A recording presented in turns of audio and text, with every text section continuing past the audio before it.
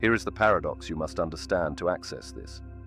The outcomes available through outer intention are vastly larger than anything personal intention could achieve. But they are not available to personal intention. They require the one thing personal intention cannot produce by force: genuine surrender of the outcome, not performed surrender, not strategic detachment, genuine, real, bone-deep release of the specific form the result takes. This is the teaching of the Bhagavad Gita that Yogananda returns to repeatedly throughout the book. Act with full commitment. Give everything to the process, and release the fruit of the action completely. Every time you grip the outcome, every time you check whether the money has arrived, monitor whether the person has responded, measure whether the progress is fast enough, you have contracted back into personal intention. The channel closes. The larger force goes offline. You are back to running on your own engine, which is finite, which depletes, which hits the ceiling that personal will always hits. The result shows up when you stop monitoring for it. Not because reality is playing games with you, because the monitoring itself is the obstruction. The mental construct of the gap, the space between here and there that you're anxiously measuring, is the thing standing between you and the result.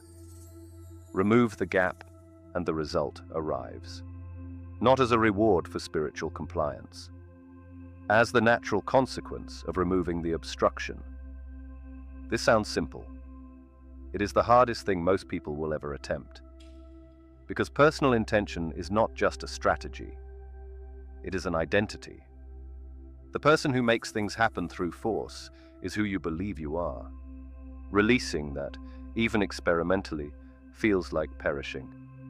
Because at the level of the small self, the constructed identity, the ego, it is in a sense exactly that. The small self loosens its grip on the result and something larger takes over. That loosening is the entire game. Everything in Patanjali's system is designed to create that loosening.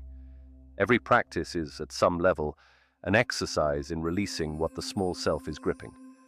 Every stage of development is characterized by a deeper layer of grip releasing. And at the end of the path, in full samadhi, in the state the advanced yogis inhabit, the grip is entirely gone. What remains is pure awareness in perfect alignment with the larger current. And from that alignment, reality is not influenced, it is generated. Everything we've covered, the mirror of karma, the two intentions, the deeper layer of consciousness, the specific discoveries in